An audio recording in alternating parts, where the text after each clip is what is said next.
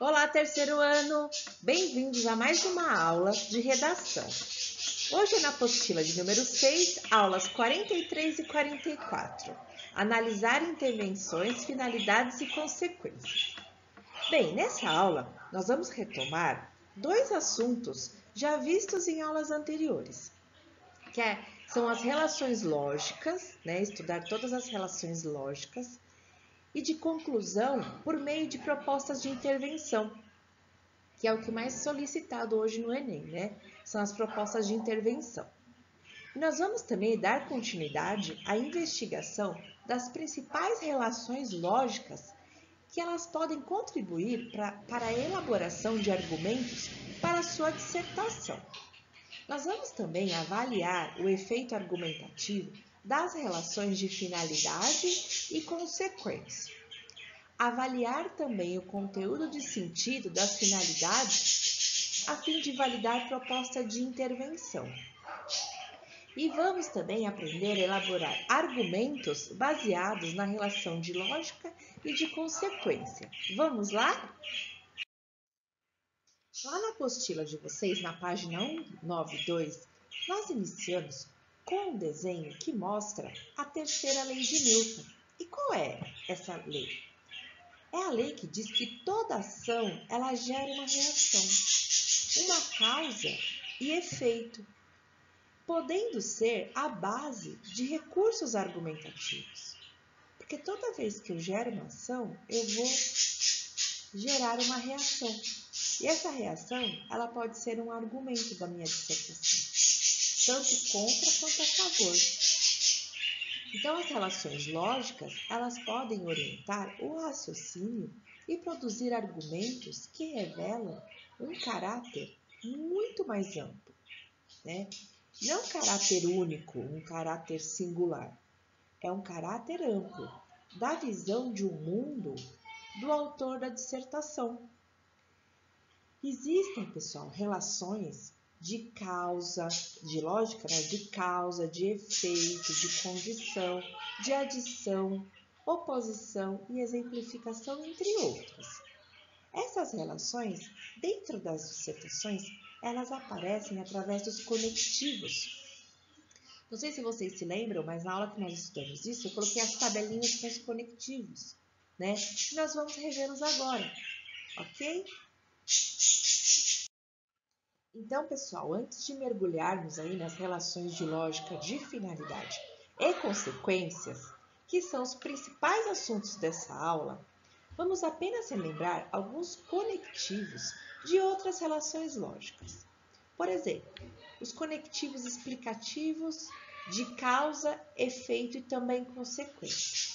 Então, quando eu uso, por exemplo, por consequente, por consequência, como resultado, por causa de, por isso, em virtude de fato, assim, com efeito, Tão, tamanho, tanto que, por quanto, porque, pois, uma vez que, já que, como, com valor de porquê, visto que, portanto, que, com valor de porquê também, logo, de tal sorte que, haja vista, de tal forma que. Então, esses conectivos, eles dão um efeito de causa, de consequência, e eles são explicativos também. Os conectivos que dão ideia de condição são caso e eventualmente. Os que dão ideia de adição são não só, além disso, como também, ademais, ainda mais, mas também e, não apenas, não somente, também e bem como. Temos também os conectivos chamados conectivos de contraste, oposição ou adversidade. E são eles, mas, porém, entretanto, todavia, ao contrário, em vez de, por outro lado, ao passo que, ora, embora, apesar de, porventura e desde.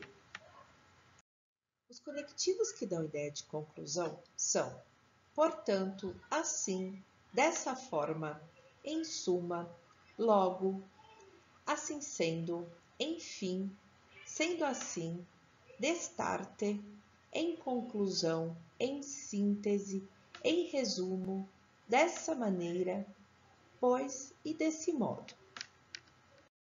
E para encerrar, pessoal, os conectivos de reafirmação são eles, em outras palavras, em resumo, de fato, em síntese, na verdade, deveras, certamente, realmente e efetivamente.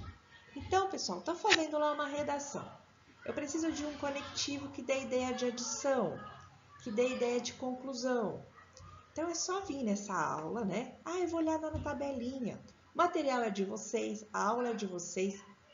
Então, entrem na aula, lá no plural, né? Nessa aula de intervenções, finalidades e consequências. Eu vou dar uma olhadinha lá no conectivo que a Pro Carla passou, tá? E vocês têm tudo na mão, ok? Agora sim, né, pessoal? Nós já revemos os conectivos, né? Nós vamos falar sobre as relações de lógica. E dentro dela, nós temos a relação de finalidade. Todo tema proposto pelo Enem possui algum problema. Esse problema ele pode estar implícito ou explícito. Portanto, é sempre possível nós elaborarmos uma medida interventiva para esse problema. Além disso, você tem que se lembrar que é muito difícil construir uma ideia que vai solucionar definitivamente todos os problemas ou males do mundo, não é mesmo? Então, por isso, a ação que você vai propor, ela deve pelo menos mitigar. Mitigar é diminuir esse problema, né? E essa relação de finalidade, ela interage com a ideia principal da redação, apontando dela um resultado programado para o futuro. Por isso, ela pode ajudar a construir uma força argumentativa para as propostas de intervenção nos problemas que estão sendo analisados nessa redação. Finalidades de conteúdo ético, respeitosas dos direitos humanos, que privilegiam o bem do público, né? Coerentes com as causas do problema, previamente analisadas, elas têm mais força argumentativa e elas contribuem mais para reforçar as propostas de intervenção. Outro item muito importante que nós devemos fazer, né, realizar, ao analisar uma proposta de intervenção, é apontar as consequências, né, de um problema. Lembra o desenho do início da aula da lei de Newton, de causa e efeito? Então, as consequências de um fenômeno, elas dependem do seu conteúdo de verdade. E apontar essas consequências se trata de um recurso argumentativo que, quando ele é bem feito, ele revela uma visão crítica do autor do texto. Mas como eu posso fazer para formular essas consequências como argumentos em uma dissertação, né? Eu devo seguir as seguintes hipóteses. Então, para fazer o apontamento dessas consequências, eu devo levar em consideração as seguintes hipóteses. Efeitos atuais. Eles já existem e podem ser descritos com base em fatos? Efeitos possíveis, plausíveis, que podem vir a se desenvolver. Existem efeitos de duração de curto, médio ou longo prazo. Efeitos cuja ocorrência se dará em curto, médio ou longo prazo. Efeitos concretos que podem ser vistos, noticiados, fotografados.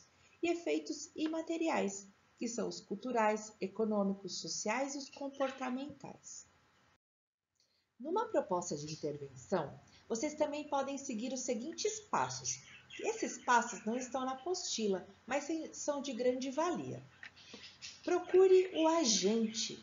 O agente responde à pergunta quem da sua proposta. Logo, você precisa definir o órgão que é o responsável por realizar a ação escolhida. Alguns agentes são válidos e outros não. Então, é necessário destacar que os ministérios, as secretarias, os tribunais, os conselhos, as organizações não governamentais e as empresas privadas são boas opções. Todavia, a mídia, a família, a escola só devem ser mobilizadas em caso de parceria com os anteriormente mencionados.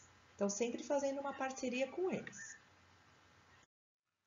Na proposta de intervenção, nós temos também a ação. A ação é a parte mais abstrata da sua proposta.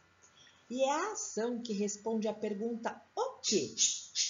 Então, nela você dirá o que deve ser feito, porém de maneira superficial. Afinal, é exatamente para explicá-la que existem o modo e o detalhamento. Então, você primeiro só vai dizer o que será feito. Assim, algumas sugestões de ação, a depender do problema que precisará ser atenuado, são: você pode dizer investir em melhorias, ampliar as ações, aprimorar os métodos, criar medidas, enrijecer leis, elaborar projetos, entre outras. O modo e o meio.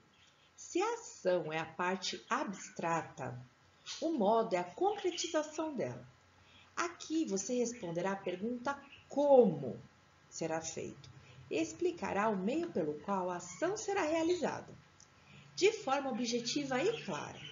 Algumas ideias de como são: contratação de profissionais capacitados, colocação de câmeras e mais policiamento, inserção de disciplinas escolares que abordem a problemática, elaboração de projetos pedagógicos e intervenções artísticas, fiscalização do cumprimento das leis em vigor. O efeito aqui, pessoal, é a finalização da sua proposta e responde à pergunta "para quê?". Dessa maneira, ele constitui-se como a finalidade da sua ação. Qual que é o objetivo dela? E deve ser especificamente relacionada ao tema. Alguns efeitos podem ser mitigar o problema da, reduzir os danos causados por, aliviar o caos instaurado na sociedade pela, amenizar a longo prazo os prejuízos gerados a partir de, conscientizar a população sobre.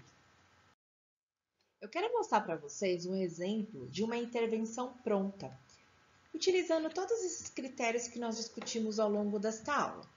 Então, o tema era a manipulação do comportamento do usuário pelo controle de dados da internet.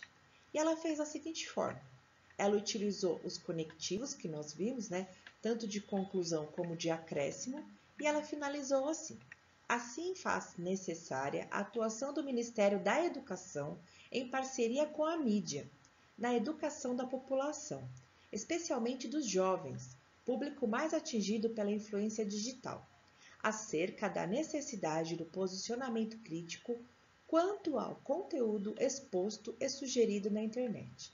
Isso deve ocorrer por meio da promoção de palestras que, ao serem ministradas em escolas e universidades, orientem os brasileiros no sentido de buscar informação em fontes variadas, possibilitando a construção do senso crítico. Além disso, cabe às entidades governamentais a elaboração de medidas que minimizem os efeitos das propagandas que visam incentivar o consumismo. Dessa forma, será possível tornar o meio virtual um ambiente mais seguro e democrático para a população brasileira. Muito obrigada pela participação. Faremos todos os exercícios desta aula, referentes a essa aula, mais TMTC, na aula de correção de exercícios, ok? Um grande abraço carinhoso e até!